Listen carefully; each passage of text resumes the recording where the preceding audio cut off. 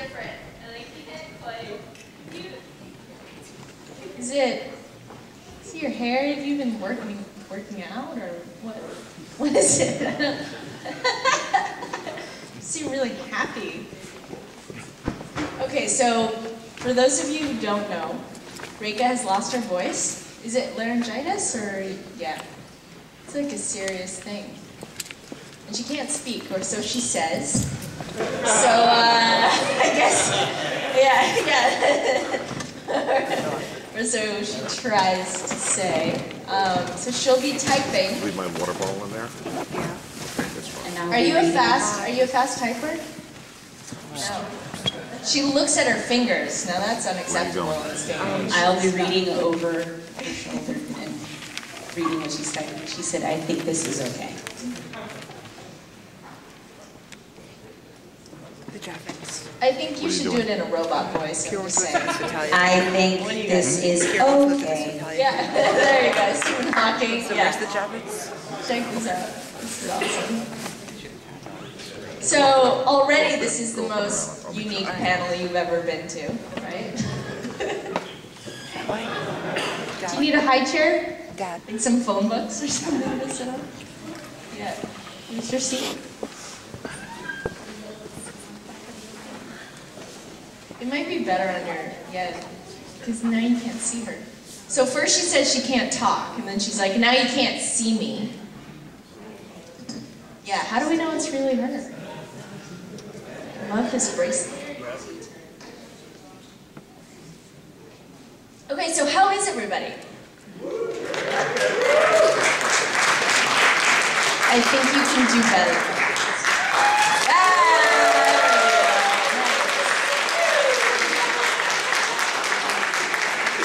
Awesome. I always wanted to be like on The Price is Right, you know, when I was a kid, and now I sort of feel like I got that feeling. Wait, now to live out the dream fully, I just need to go $1. There we go. Yeah, okay, one guy got it. That's enough for me. Thank you. Everyone back there can come forward. They're not going to toss you out the airlock. I don't know. I won't. I'm not gonna. I can't speak for her. Oh wait, I can speak for her. She wants to know if The that's Vanna the Vanna White White thing? thing. No, that's Wheel of Fortune. Price is Right is with Bob Barker, and you like come down, and there's contestants, and they have to guess the price of things. What? Weren't you ever sick as a child and had to stay home and watch horrible television? That's when you watch it. I did when I was a kid. Yeah, exactly. Come on. You're not too good for The Price is Right, okay? You didn't escape that one. She's sorry. Or as Canadians say, she's sorry. So, do you guys have questions? Is that why we're here? You want to know stuff? Yeah? No? Yes? Hang on. That's a good idea. Thank you. I can ask each of you, what were you doing before you were discovered for Battlestar? I was discovered. I like how that sounds. It sounds very dramatic. Working on John Doe.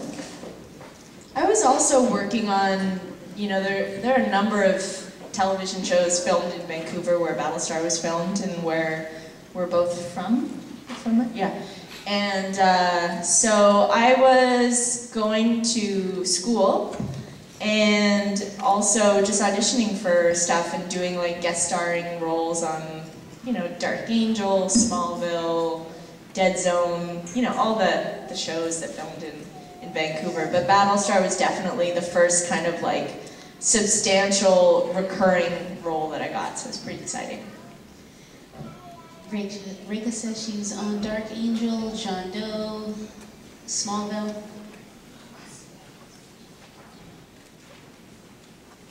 House. Yeah, the usual Vancouver. You were on House? Shut up. That's awesome. That's Do you know what's crazy about, what's his name again? The actor? Hugh Laurie? Is like, I hadn't watched a lot of like British television or shows or anything. So I had the type of reaction that maybe a lot of people had when they heard Jamie Bamber speak for the first time. Where I'm like, what's with that fake British accent? Like, who do you think you are? Like, that's not you, your house. Like, you're American. And so I felt really like betrayed by the fact that he isn't really like that, because I love that character so much.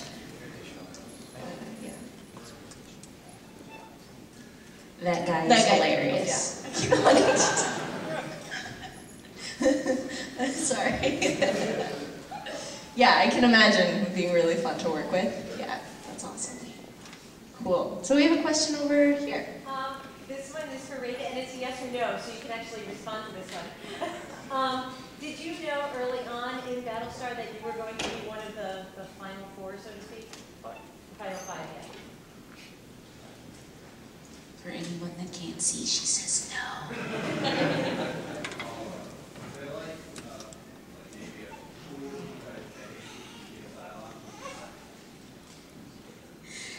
Rekha says she doesn't think they knew that she was going to be the final five either.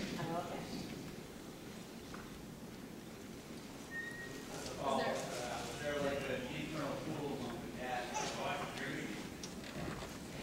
We did, yeah. Totally. Like there were like rumors floating around, and we'd kind of use it like as leverage for things, or like if you if you like stepped out of line, then they'd kill you. Yeah, you know, like if you're lucky, you know, then we'll make you. It's because actually, as an actor, you actually want to be a Cylon because then they can't kill you. Or if they've already killed you, then you can come back and like have a job again, which is always awesome. So there are like things like that where you hoped, and there were rumors, but we didn't have an actual pool, like an office pool, if that's what you mean, where we took bets or anything like that. Or at least I wasn't part of it. I wasn't privy to that type of gambling on set. But it doesn't mean it didn't happen.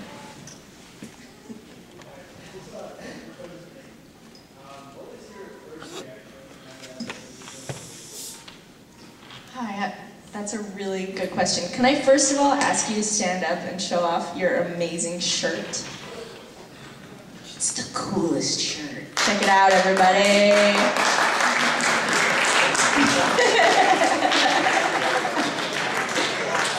If you want one, I have them at my table, so you can have your own.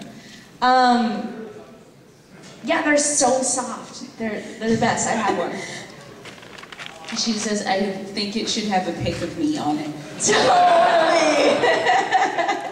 No, you should have one where it like crosses out they and puts I. We should totally do that. We'll make a super ghetto one that's like in Sharpie, like just cross it out. Yes, okay, we're doing that. So you're small? Yeah, perfect. Okay. This is creativity in action right here. So what happened was, I got a phone call from Ron Moore and David Icke's assistant, who they're the main producers of the show. And this was when we were about to start the last season, and I hadn't heard anything about negotiating my contract or heard anything about where I was supposed to be and when we were starting, which was a little bit suspicious in itself. But it had happened before that they left it to the last minute, so I tried not to concern myself with it. And then I got a phone call, and she basically said, you know, are you going to be free in 15 minutes to talk with David Icke and Ron Moore? And I was like, oh God. Like, I kind of knew, sorry, I'm holding this bracelet, I like it. Kind of knew what that could mean, at least. You know, that they were going to give me my own show, right? Edward James Olmos and I always joked about Callie and the Commander, which I still think is a good idea, but we'll see. No, I kind of had a feeling when you get a phone call like that, it's probably not good news. And a funny thing happened where I like got really nervous, and I didn't want to be nervous when they phoned. I wanted to just be really present with the experience and be able to talk to them about it. And so I had all this pent-up energy, and something that I learned in order to deal with that was to scream. So I decided I would just like, you know, because I was just all worked up. Like, you know when you're about to get a certain kind of news, it's kind of like, I was all anxious, and so I screamed really loud and just let it out. Luckily, no one else was home. And I lost my voice. I shit you not. I screamed, and I don't know if it's from screaming or if it was some emotional reaction.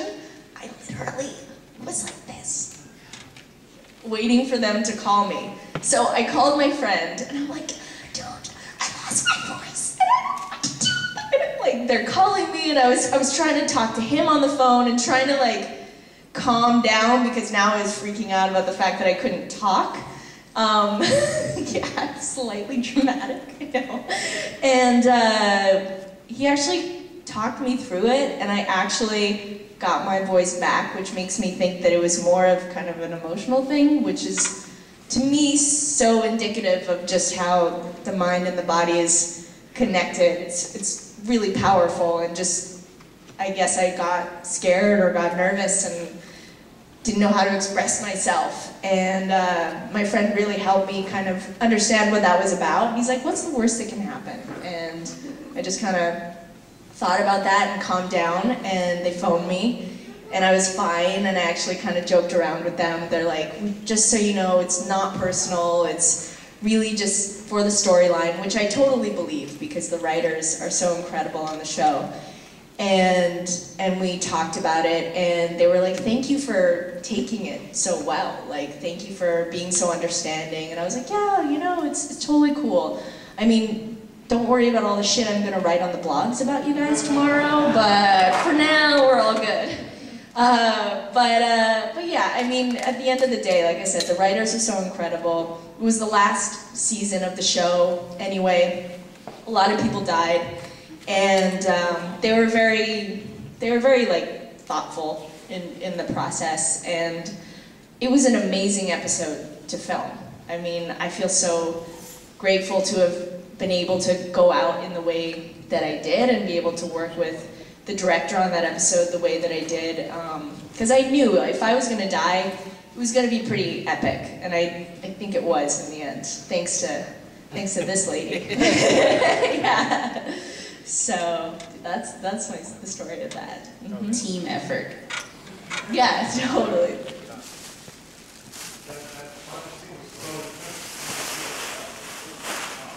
How many takes? How were you just staring each other down? The thing that I remember being the most difficult was working with the baby. I don't know what it was like for you, but holding that baby, and they never film things like when they say they're going to, so they bring the baby to the set like 8 hours early, and they're like, yeah, we're gonna film it, and this poor kid's like tired and hungry, and then finally when he's about to take a nap, they're like, all right, we're ready. And so they bring him to set, and he's kind of fussing, and actually, for the most part, he was fine until everything got quiet. And then he would start being like, you know, when they were ready to... Oh, she says, until I started being evil. Right. You know, I really wonder how that affected his psychology. Right, well, He was hopefully fine he can... between takes. He was fine. That's the thing. He'd be like walking around being happy, and then we'd start getting into the scene, which, as you say, was really intense. And it was a stressful environment to be in, and I definitely think that has effects on a child that age, but I mean, hopefully he can pay for the therapy. I don't know.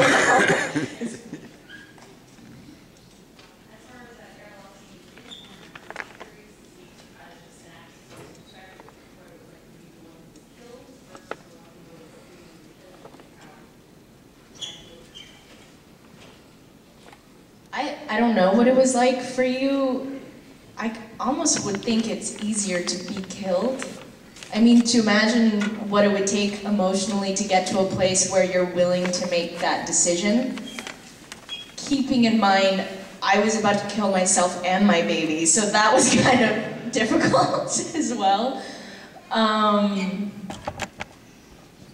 But I mean, that scene had a lot of changes in it too, as far as I think the journey that Callie was going through and making the decision that she made. But then, like, it's one thing to imagine doing something, and it's another thing to actually be there about to make the decision. And I think, you know, it's not like she just ran in there and shut the door.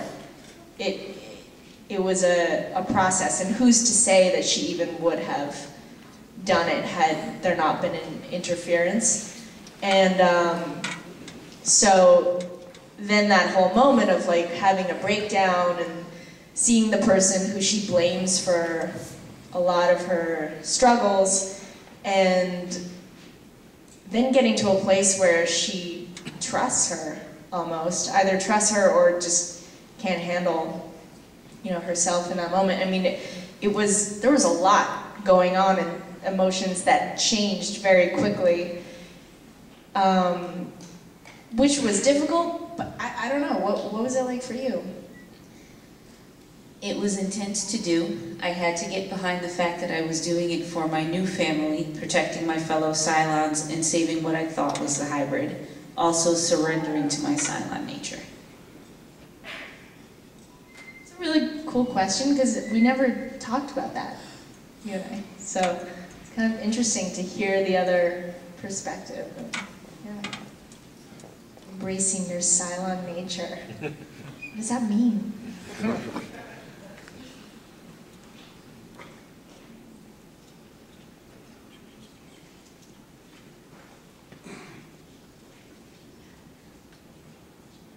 More like nature is how I thought of it.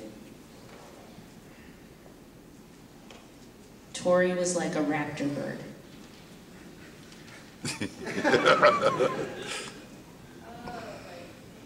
Like primitive, like instinctual, like acting on your instincts. Yeah, I can see that. So it came from a pure, clean place. Not too much thought interfering with what it means to do that. Just, That's interesting.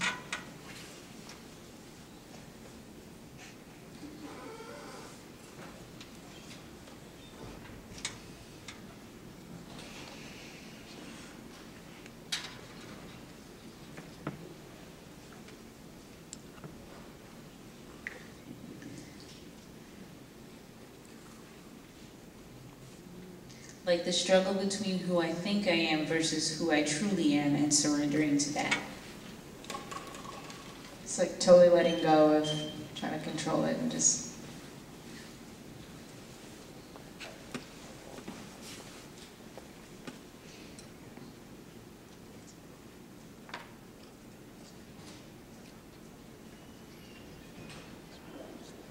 But all the while looking at this woman I love and feeling bad. Yeah. Yeah, right? Sending your best friend out an airlock. Is that what you said? Yeah. Oh, bitch smack. Yeah, your best friend out there. Yeah, yeah. There's an important key word there. That was quite a smack. I can't remember. I think that was me. Like, we had a stunt person do some of the, like, really going out. They were attached to, like, wires and stuff. But I did it a few times where I was attached and they pulled me and I landed on a mat. But I think they did use a stunt person for maybe some of the more aggressive takes. But I think I did most of even the falling. Yeah, I did. There's so much, I was so traumatized. There's so much I forget. Yes, you have a question. So you were at Icon about 3 years ago. What have you been doing since then? I've actually, this is my 3rd time at Icon. because I just think it's awesome. Yeah, there's a really warm feeling and community here, so that's cool. I actually work with a human potential program, and I do a lot of writing and work as a writer and an editor, and been doing voiceover work and getting back into acting a little bit. I always say sometimes that I got a bit spoiled by Battlestar. Like, doesn't get much better. Even just the work environment and the people and everything. It was really such an incredible show to work on. So I haven't been doing a ton of acting the last few years, but I'm probably going to be doing a few movies this year. So, yeah. I don't know, was that just for me or for both of us?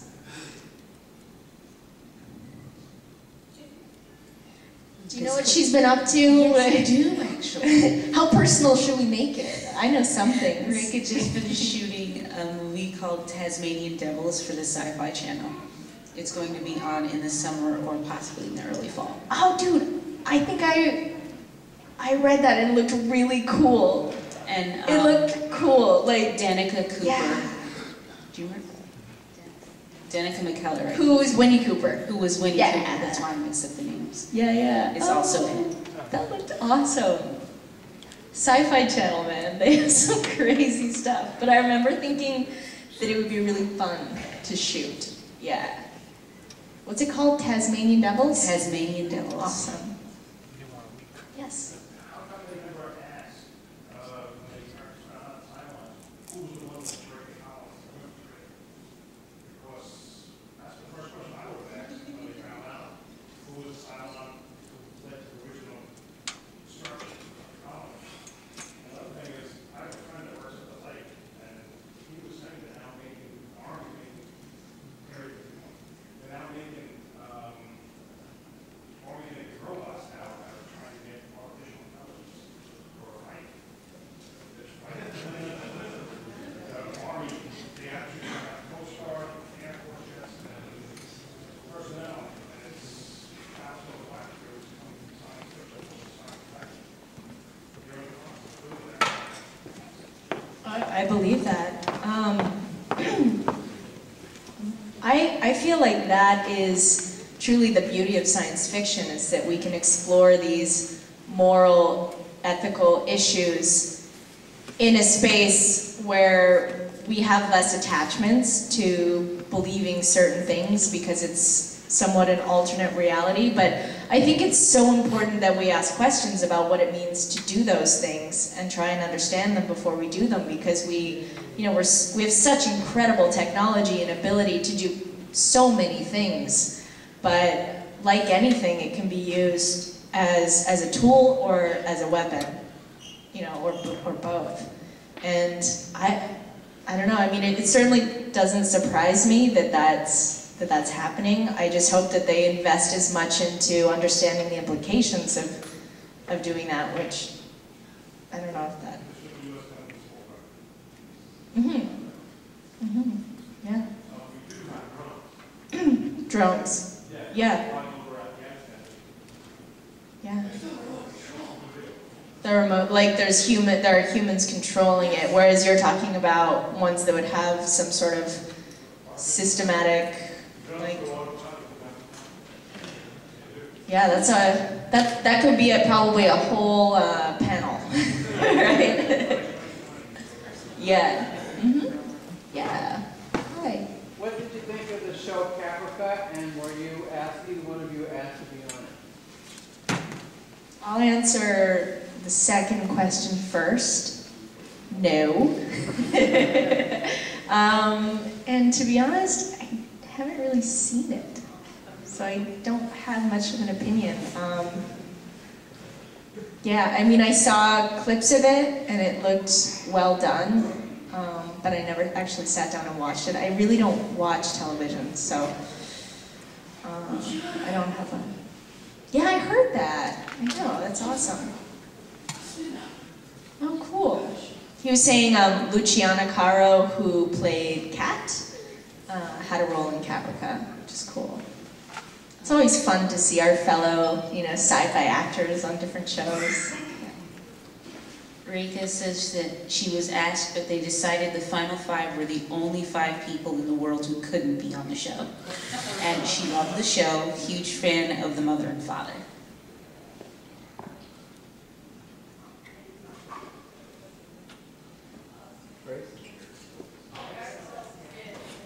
Eric Stoltz and yes. You see Sam Morello? Yeah. Sam Morello? Is that right? Morales? Is that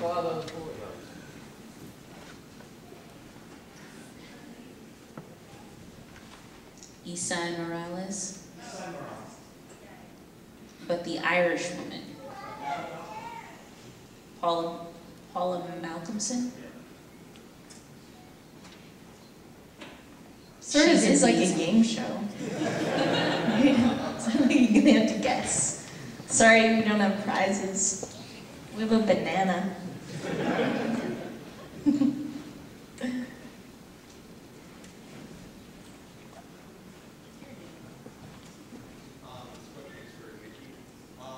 I know that during or before or after, like during the time of Battlestar, you were in university for time.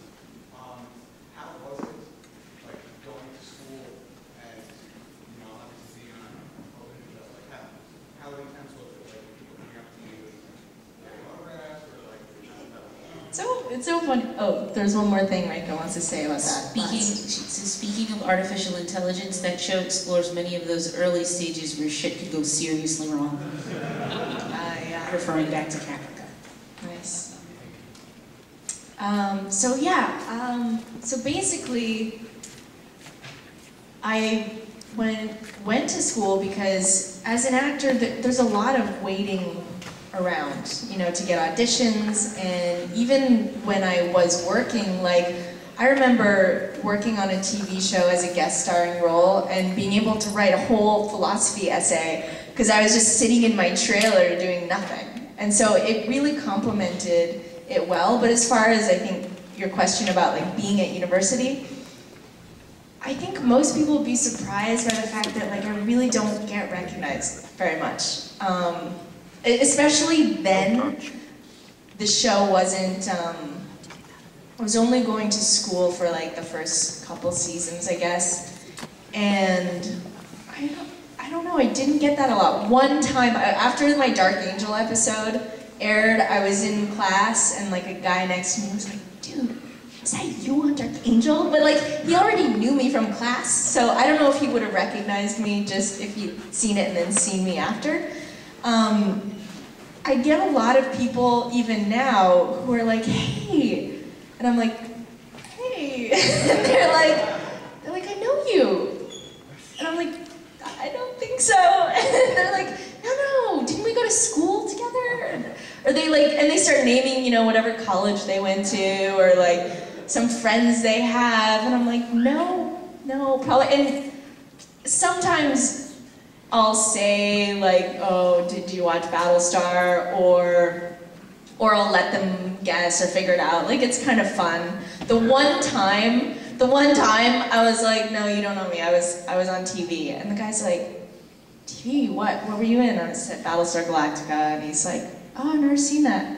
And he's like, no, you were at that party at so-and-so's house. And I was like, oh my God, I totally was. I was so embarrassed because I was like, you don't know me, I'm on TV. And like, and I never would say that, but for some reason I did, and he actually had seen me at a party, so that was kind of embarrassing. But it really didn't cross over so much. I guess, I don't know. I also wasn't super involved with campus life. I lived downtown and I commuted. I'd go to my classes, and quite frankly, that's something that if I could do it over, I would do differently. I think one of the awesome things about university is kind of being part of this culture and experiencing that and growing through that and learning about yourself. I really looked at it as the academic part and just went to class and did my thing. So I wasn't super involved. And I, by no means, was any sort of like superstar. Like most people didn't know who I was. So, yeah. Ignore my last text.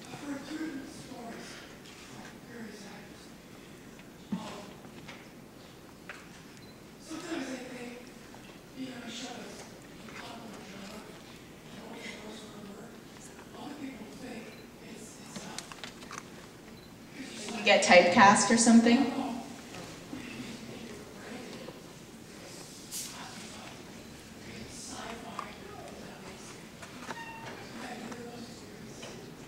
Yeah, for me, it totally was more,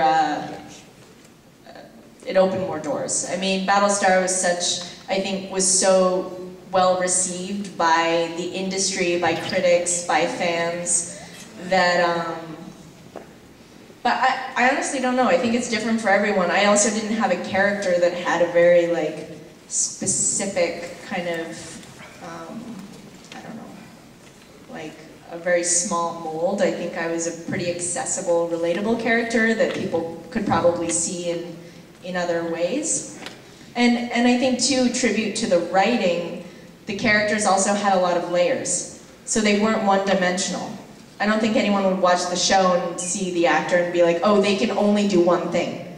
I think pretty much everyone on the show, even the people who had small parts, had so much to work with that you could see the range.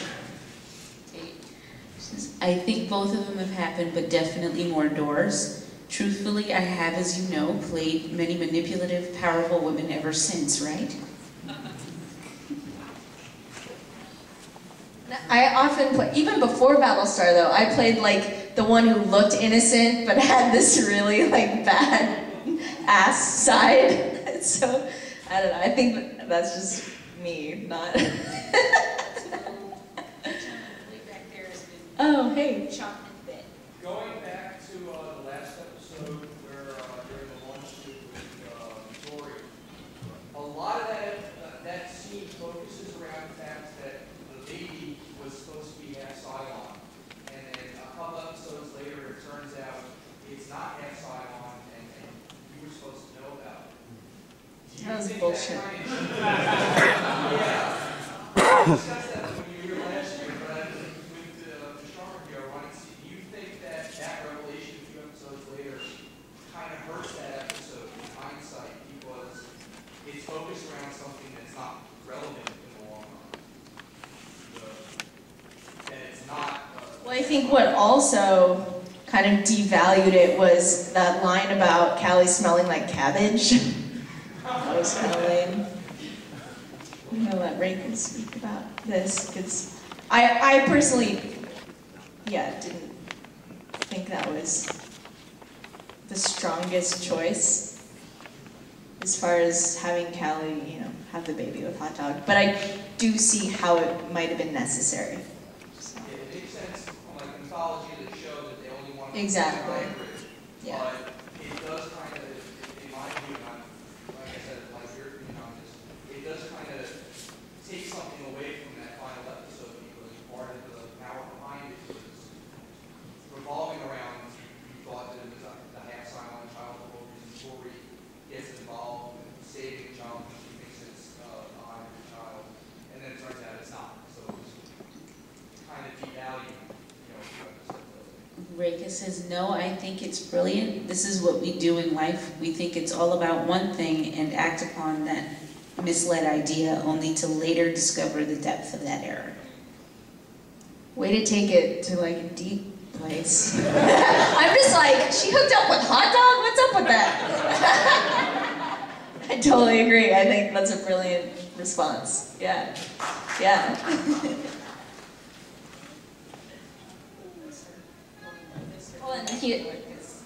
Star Trek. Yeah. The writers went to a lot of effort to create a lot of really strong female characters. You make anything out of the fact that every single one of them ended up either Cylon or dead. Wasn't just you. Yeah, every single one. There's only so much badass you can fit on one screen at a time.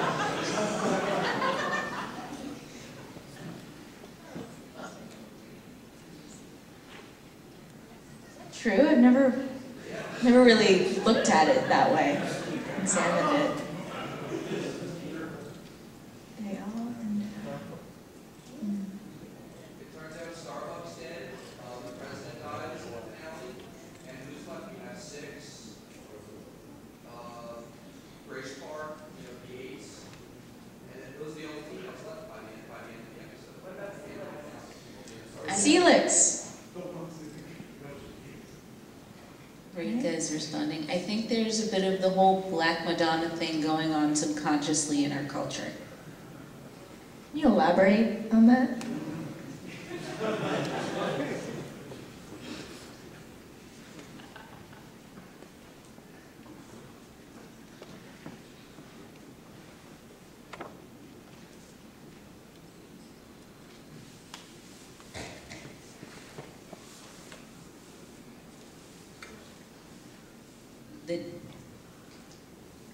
Until she taps the loop.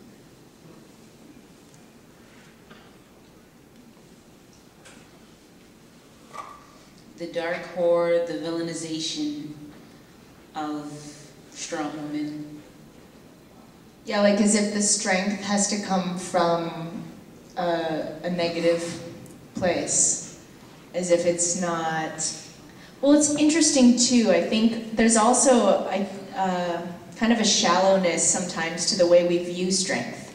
Because I think there is a strength that women have inherently that may not be the type of strength that we might commonly see in culture, or like, I don't think women have a tendency to be physically violent. And sometimes that's something that we might see as being empowered, like a physical strength. But I think there's a strength that women have that's different and that's very powerful, but it might not be visible on the surface or in the way that we commonly define it. So I think it's more a mistake of how we view strong characters in general. I don't know, do you have something? She says, like on set, when a man is commanding, they are called strong, whereas a woman gets called a diva. Not always, but more than we'd like to admit. And women start to behave like men instead of finding their strength in a feminine way. Yeah, that's what I agree with. Is like even the definition of strength, I think needs to be re-evaluated and embraced as they're being different. You know, men and women have different strengths. There isn't one thing that is strong, and we need to embrace both. You don't need to like kick ass and be, you know, be aggressive to be strong. There's a lot of strength in not saying anything in certain situations. So I think it's a very complex question, but it's a good question that you bring up. Mm-hmm. Yes. Yeah. When all the sounds were, you know, final five were revealed, each character counted their own real transformation of way of accepting. How did you react to when your character really fully embraced it and to the dark side and just stopped caring about absolutely everyone except for what she felt was best for her new style of acting? Like, how did you personally deal with that?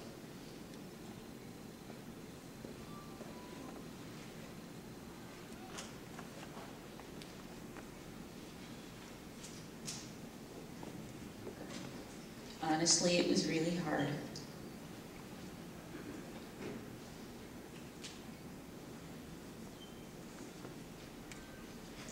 I have so much love in my heart.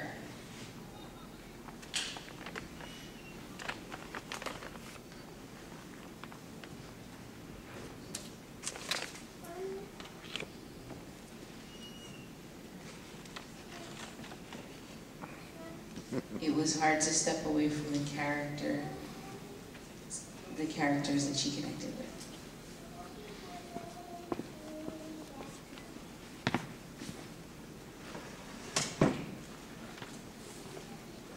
But I felt again like it was nature.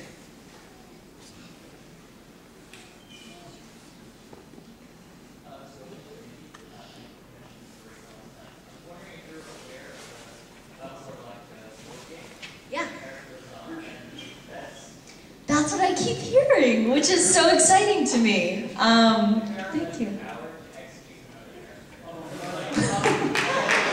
Awesome. So Yeah. for anyone that doesn't know, Rekha's card is essentially a cheat card. And apparently Nicki's card lets you kill people. That's awesome. You know, I've seen it a few times and I haven't played it yet, but even amongst people I know who are really into board games, compared to even other ones that exist, they say it's really good. So I'm excited about that. That's awesome. Cool, thank you. Go ahead.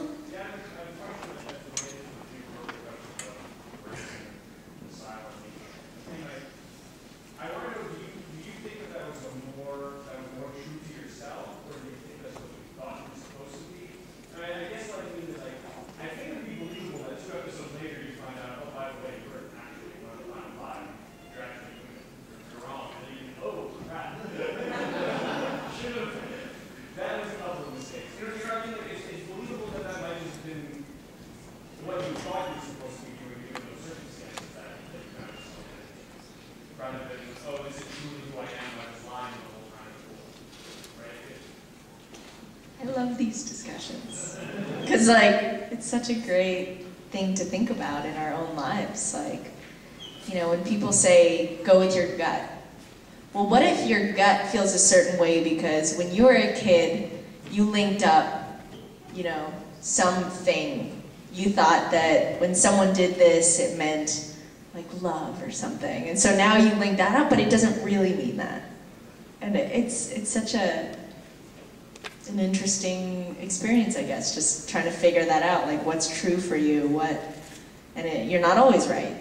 Right, it's like finding the interplay between what your gut feels and what society, right, what civilization kind of. Right, and then what you understand logically with your brain, because often how you feel isn't consistent with what you think. Rekha has responded. She says, I initially was struggling with whether or not it was true, but then I made that decision to look to nature for inspiration once they told me that it was official. It came from Ron Moore. He knows everything. When I am in doubt, you know, in my life, like, who am I? I just call Ron. No. He knows. In the blue t-shirt back there.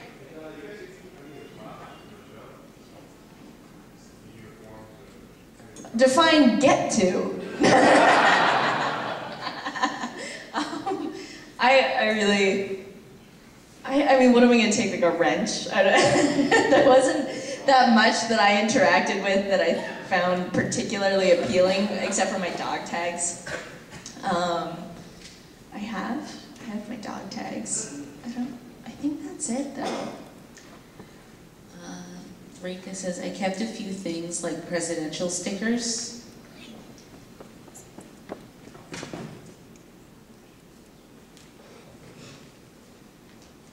And our costume box. Costume what? Boxes. For my taxes. She's using the costume boxes to store her taxes. Costume box. The banker's box. Oh, like they just kept them in? Then they labeled? Oh, that's awesome. That's cool.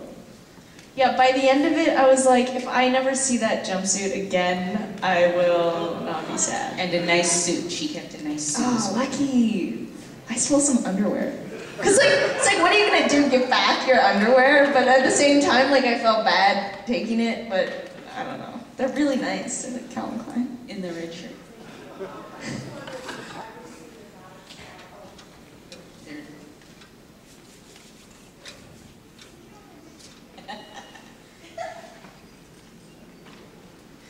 I really don't want my used underwear to be auctioned off. Yeah, I know, right? Dude, did you know? Someone said that, like, whoever got my orange jumpsuit said there were crumbs in the pocket. I'm like, I don't know what the hell, I didn't even eat,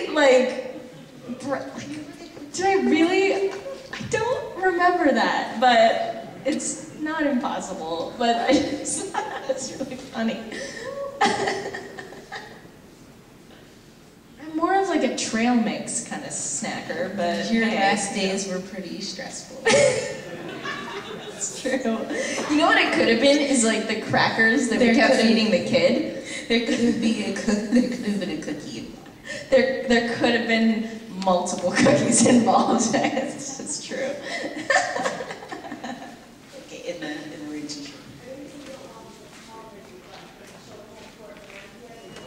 Oh my god.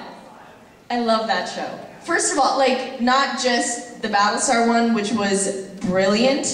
Freaking love that show, and I don't know, if anyone knows any way I can get on that show, like, yes. I'll say yes, I'll do it.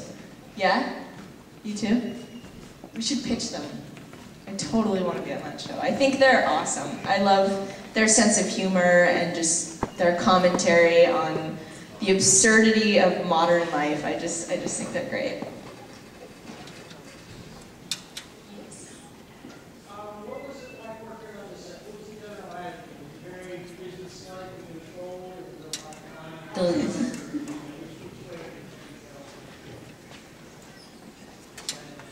Well, I always compare what it was like working on the set. After working together for so long, even the crew, like everyone, we were kind of like a family.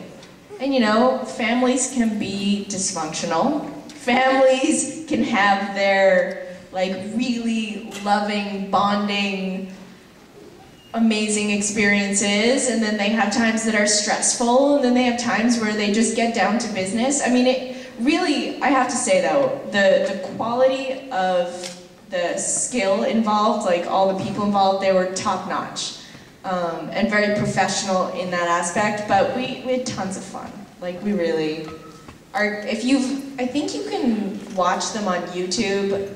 Our gag reels are awesome because we just had tons of fun. Yeah. We have Really time fun for stuff. one more question and then Uno we más. Yeah. You've been patiently waiting. Yes.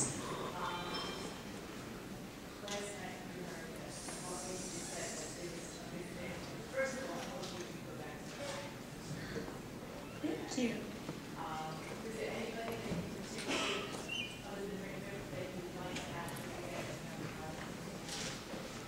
Anyone and everyone, there's no one that I could single out, but I've always had this dream of, not always, but I guess since working with her on Battlestar, working with Mary McDonnell as my mom, because I just think that would be amazing. I'd love to work with Edward James Olmos again too, because he's such an inspiration to me, not just as an actor, but as a human being. I really respect who he is as a person and his work ethic. Like, I remember going out for dinner with him one time while we were in Vancouver, and I went to pick him up at the building he was staying at, and this has just stuck with me because it was so, to me it spoke so much about the kind of person he is. He was standing outside waiting, working on his lines, which to me, to see someone who's such a big star, like just so humble and so dedicated to doing a good job and using any moment he can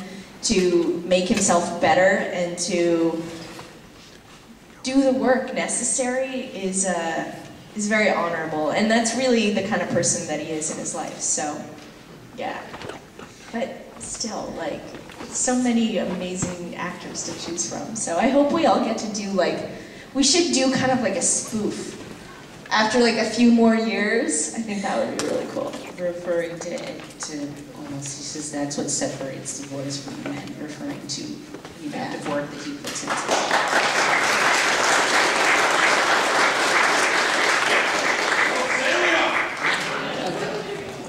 Well, that's all the time we have for the Q&A today. Thank you, everybody. And yay, Rekha, you're a trooper. Yay.